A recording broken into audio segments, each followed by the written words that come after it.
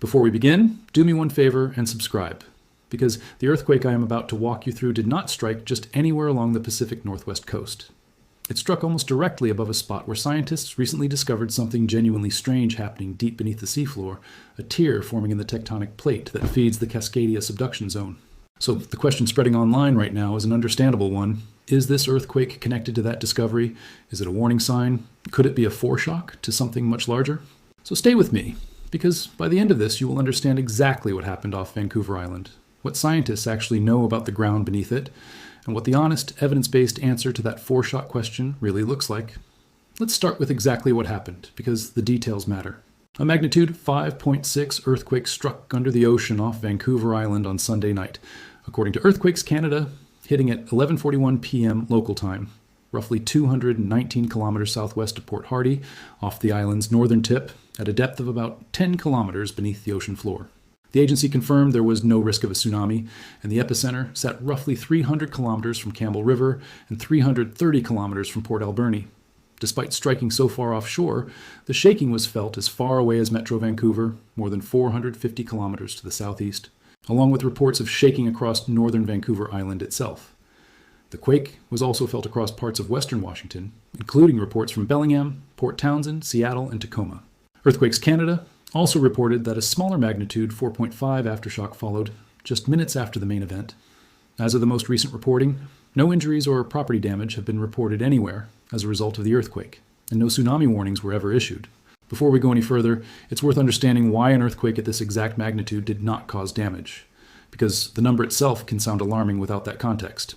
Geologists generally note that measurable structural damage does not typically begin to occur until an earthquake's magnitude exceeds somewhere in the range of 4 to 5, and that threshold depends heavily on depth, distance from populated areas, and the type of ground shaking involved. A magnitude 5.6 earthquake is a genuinely significant release of energy, easily strong enough to be felt clearly by people directly above or near it, but at a depth of 10 kilometers and located far offshore from any major population center, the shaking that actually reached the ground in populated areas arrived diminished enough that it produced clear, widespread feeling without producing damage. This is a useful general pattern to keep in mind whenever you hear about an earthquake in this magnitude range.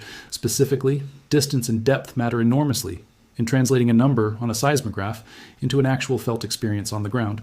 Now let's get to the heart of why this particular earthquake has drawn so much more attention than a typical moderate offshore quake usually would, because the location genuinely matters here.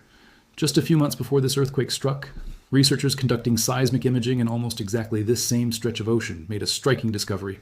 Recent seismic imaging conducted off the coast of Vancouver Island revealed something extraordinary, a tear forming in the subducting oceanic plate beneath the Cascadia Subduction Zone.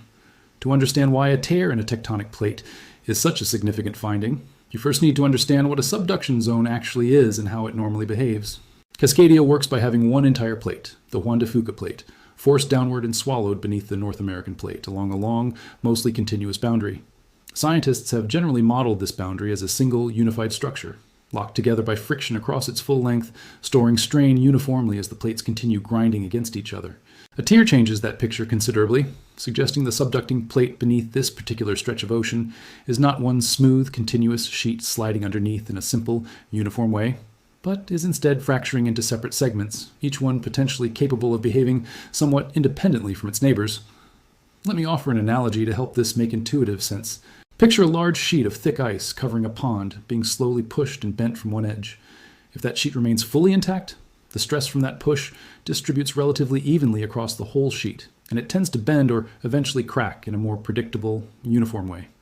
But if a crack has already formed partway across that sheet, splitting it into two connected but separate sections, the stress no longer distributes evenly. Each section can now bend, crack further, or shift somewhat independently of the other, creating a more complicated, less predictable pattern of behavior overall. That is roughly the shift in understanding this tier represents for the plate feeding into Northern Cascadia. A system that scientists previously modeled as more uniform now appears to be breaking into a more fragmented, independently behaving structure in at least this one section. Here's where I have to give you the more careful, more honest version of what this discovery actually means, because the initial public reaction to it was not entirely accurate. This finding briefly raised public hopes that this section of Cascadia might be gradually shutting down, potentially reducing earthquake risk for millions of people across the Pacific Northwest. An appealing idea, given how comforting a winding down megathrust would be for a region living with this fault's long-term hazard. But follow-up scientific analysis quickly complicated that hopeful early read. Researchers have clarified that the Cascadia Subduction Zone in this area is not actually shutting down. Rather, this section of the plate boundary appears to be fragmenting into a more structurally complex system than previously understood, rather than winding down uniformly. In plain terms, the tear does not mean this stretch of fault is going quiet. It means scientists have discovered that the ground beneath this part of the Pacific Northwest behaves in a more complicated, segmented way than the simpler model researchers had been using, which is a genuinely significant scientific finding, but not the reassuring one that first spread through some of the earlier coverage. So now let's connect this directly to the earthquake that just struck. Does a magnitude 5.6 quake occurring almost directly above this newly discovered tear tell us anything definitive about how that tear is behaving, or whether it is moving toward triggering something larger? Let me be very clear and very honest here, because that honesty is the foundation of everything I do. A single moderate earthquake, even one occurring in a genuinely significant and newly studied location, does not by itself confirm that the underlying tear structure is actively rupturing, growing, or accelerating toward a larger event. Moderate earthquakes in the magnitude 4 to 6 range occur constantly throughout seismically active regions like the waters off Vancouver Island, and the vast majority of them represent the normal, ongoing background stress release of an active tectonic boundary rather than a meaningful signal pointing toward an imminent larger rupture.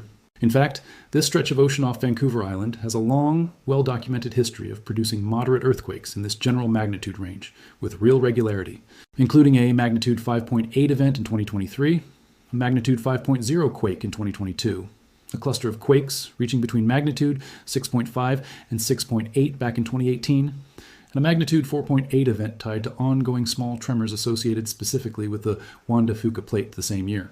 None of those previous moderate to strong earthquakes triggered a larger Cascadia rupture, and the region has continued producing this kind of periodic moderate seismicity for years, without it escalating into the feared megathrust event. This history matters enormously for how we should interpret Sunday's earthquake. Moderate seismic activity in this specific stretch of ocean is not a rare, unprecedented anomaly. It is a recurring, well-documented pattern that this segment of the plate boundary has exhibited repeatedly over the past decade alone. Let me address the actual foreshock question directly and honestly, because it deserves a genuine answer rather than either dismissal or fear-mongering.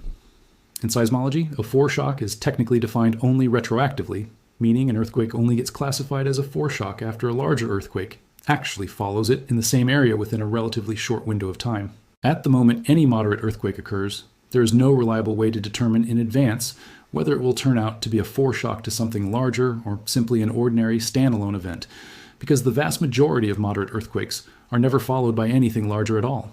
Research into global earthquake patterns has found that only a relatively small percentage of moderate earthquakes end up being followed by a significantly larger event nearby within a short time frame, which means the statistically overwhelming likelihood, based purely on historical patterns, is that this earthquake will simply remain what it currently is, a moderate, standalone seismic event, rather than the opening act of something larger. That statistical reality does not mean scientists ignore moderate earthquakes in significant locations, though, and this is an important distinction to hold on to. Seismologists absolutely do pay closer attention to earthquake activity occurring in a location that has recently been identified as scientifically significant, precisely because that additional data helps refine understanding of how that specific structure behaves. Researchers studying the Vancouver Island plate tear will likely study this earthquake's characteristics carefully, examining exactly where within the fragmented plate structure it occurred, how its aftershock sequence behaves in the days following, and whether its rupture characteristics offer any new insight into how the individual segments of this newly discovered fracture interact with each other. That is genuinely valuable scientific work. It is simply different from concluding, based on a single moderate earthquake, that a major rupture is now imminent. Let's also talk about why an earthquake at a location this significant, even without triggering a larger event, still deserves genuine attention rather than dismissal. Because there is a middle ground here between panic and complacency. Every earthquake occurring along the Cascadia margin, regardless of its ultimate outcome, adds a small piece of real, measured data to scientists' ongoing effort to understand exactly how this enormous, mostly invisible fault system behaves. Given that current modeling suggests roughly a 30% chance of a magnitude 8 or greater earthquake striking somewhere along Cascadia within the next 50 years, and roughly a 15% chance of a full magnitude 9 event rupturing the entire margin in that same window, every additional data point about how specific segments of this fault system actually behave helps refine those long-term probability estimates and improve the models emergency planners rely on. In that sense, this earthquake matters scientifically, not because it signals an imminent big one, but because it is one more genuine data point feeding into humanity's ongoing, decades-long effort to understand a fault system that produces its largest, most consequential events only once every century or several centuries, far too infrequently for any single human research career to observe more than a tiny fraction of its full behavior directly. I also want to spend a moment explaining why this particular part of the Cascadia margin, the northern section near Vancouver Island, has become such a specific focus of recent scientific attention because it connects several threads I have discussed with you before about this broader fault system. This is the exact stretch of the megathrust where the newly discovered plate tear sits, meaning it is currently one of the most actively studied and least fully understood sections of the entire 1,300-kilometer Cascadia margin. Combine that with a broader finding from earlier research this year suggesting Cascadia and the San Andreas Fault further south may be capable of triggering closely timed ruptures on each other.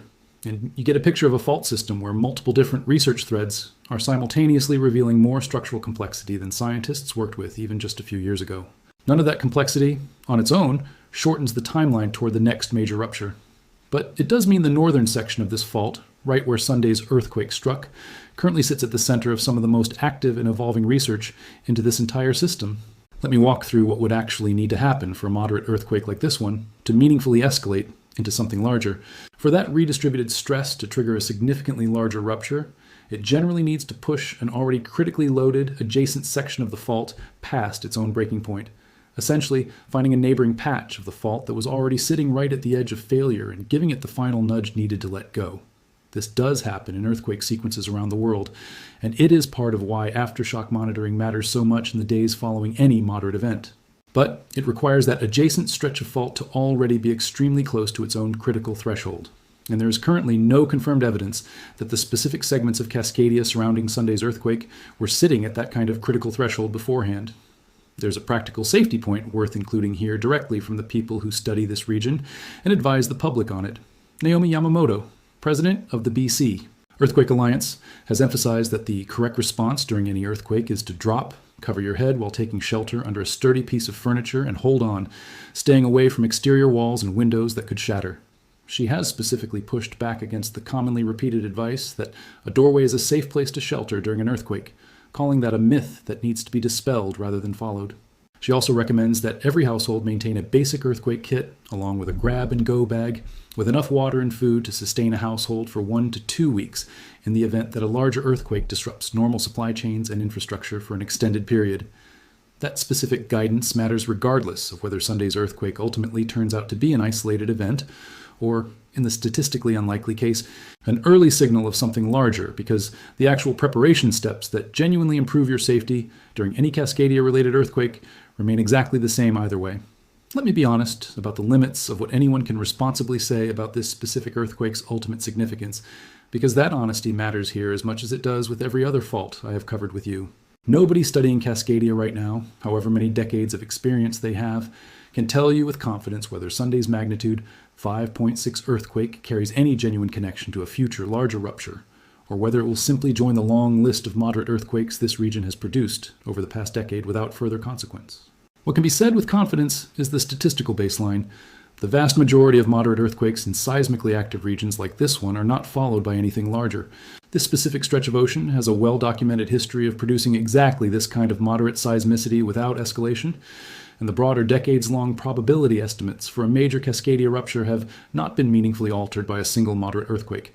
However scientifically interesting its specific location happens to be. It's also worth addressing directly why headlines and social media posts framing this earthquake as a possible foreshock spread as quickly as they did, because understanding that dynamic is itself a useful protection against overreacting to the next similar story. The word foreshock carries genuine dramatic weight, and a moderate earthquake, striking almost directly above a recently discovered, scientifically significant plate tear, creates an almost irresistible narrative hook, especially for an audience already primed by years of headlines about the big one. The honest version of the story, that this is very likely a standalone moderate earthquake occurring in a region that regularly produces them, consistent with the area's own decade-long earthquake history, simply does not generate the same urgency. even though it is the version far more consistent with what the actual data and historical patterns support. It's worth taking a moment to explain how seismologists actually go about determining the depth and precise location of an earthquake like this one, because those two details, 10 kilometers deep and roughly 219 kilometers offshore, are doing a lot of quiet work in explaining why this event felt the way it did across such a wide area without causing damage anywhere. Modern earthquake location relies on a network of seismic stations spread across a wide region, each one recording the exact arrival time of the seismic waves generated by the rupture. Because seismic waves travel at different well-known speeds depending on the type of wave and the material they pass through, comparing the arrival times across multiple stations allows scientists to triangulate both the location and depth of the rupture with considerable precision, often within a matter of minutes for a well-instrumented region like the Pacific Northwest. A shallow depth of 10 kilometers combined with a location far offshore means the seismic energy had to travel a long distance through rock and water before reaching populated areas on land, naturally attenuating or weakening along the way, which explains why so many people across such a wide geographic area felt distinct, shaking without any corresponding damage. A shallower or closer event of the same magnitude directly beneath a populated area would likely have produced a meaningfully different, more locally intense experience. Let's also spend a moment on the aftershock sequence that followed this earthquake, because the way a sequence like this behaves in the days after the initial event provides seismologists with some of their most useful real-time information about what is actually happening underground. The magnitude 4.5 aftershock that struck just minutes after the main event is a fairly typical, expected part of how earthquakes in this magnitude range usually behave, as the surrounding rock adjusts to the sudden shift in stress caused by the initial rupture. In a normal aftershock sequence, activity typically follows a well-documented statistical pattern, starting with the largest aftershocks occurring soon after the main event, and then gradually decreasing in both frequency and size over the following days and weeks. Seismologists specifically watch for deviations from that expected pattern, a sequence that fails to taper off as expected, aftershocks that migrate toward a different part of the fault system, or events that grow larger rather than smaller over time, any of which would represent a genuinely different and more concerning signal than what a standard, well-behaved aftershock sequence typically shows. As of the most recent reporting on this event, nothing about the sequence following Sunday's earthquake has been described as unusual or as deviating from the typical pattern seismologists expect to see following a moderate offshore earthquake in this general region. There is also a broader technological piece of this story worth mentioning, because the region affected by this earthquake has access to a tool that did not exist for previous generations dealing with Pacific Northwest earthquakes. British Columbia has implemented a Canadian earthquake early warning system designed to detect the initial seismic waves from a rupture and issue an alert to affected areas in the brief window before the more damaging waves actually arrive. For an earthquake originating far offshore like this one, that early warning window can provide meaningful extra seconds, sometimes tens of seconds, for people in the path of oncoming shaking to take protective action, drop and cover before the strongest shaking reaches them. This kind of system does not prevent earthquakes or predict them in advance, but it represents a genuine concrete improvement in regional preparedness compared to previous decades, when residents had no warning at all beyond the shaking itself. I also want to touch on the broader regional effort to prepare critical infrastructure for a much larger version of this same kind of earthquake, because it connects directly to why officials study events like this one so carefully, even when they turn out to be relatively minor. Metro Vancouver has been actively working on earthquake-proofing its water reservoirs, specifically in preparation for a major Cascadia rupture, recognizing that a catastrophic loss of water infrastructure would compound almost every other aspect of disaster response in the critical days following a truly major earthquake. This kind of infrastructure investment illustrates something important about how seriously the region treats the long-term Cascadia hazard, entirely independent of whether any individual moderate earthquake, including Sunday's event, ultimately proves significant on its own. Reservoirs, bridges, and other critical infrastructure across the Pacific Northwest are being assessed and reinforced against the specific, well-documented worst-case scenario this fault system is capable of producing. A scenario built from decades of accumulated geological and seismological research, rather than from any single earthquake event, however scientifically interesting its particular location happens to be. Let me also address something that tends to get lost in the excitement around any earthquake occurring near a scientifically notable location, and that is the distinction between an area being actively researched and an area being in some kind of elevated imminent danger. Scientific attention and imminent risk are not the same thing, even though public perception often conflates them. Researchers focus their attention on wherever the most interesting, informative data happens to be, And a newly discovered plate tear represents exactly that kind of scientifically compelling location, rich with information that can improve models used across the entire Cascadia margin, not just the specific section where the tear itself was found. That intense scientific interest does not, on its own, mean the area is more likely to produce an earthquake soon than any other section of this 1,300-kilometer fault system. It simply means this particular stretch of ocean floor currently has more eyes and more instruments trained on it than most other sections, which is precisely why a moderate earthquake occurring there generates so much more public conversation than an equivalent event occurring somewhere along the margin that has not recently been the subject of major scientific discovery. One final piece of context is worth including before we wrap up, because it speaks to how quickly and accurately information about an event like this actually reaches the public these days, which is itself part of the story. Within hours of Sunday night's earthquake, multiple independent outlets across both Canada and the United States, along with the official government agencies, Earthquakes Canada and the United States Geological Survey, had published consistent, detailed information about the quake's exact location, depth, magnitude, and lack of tsunami risk.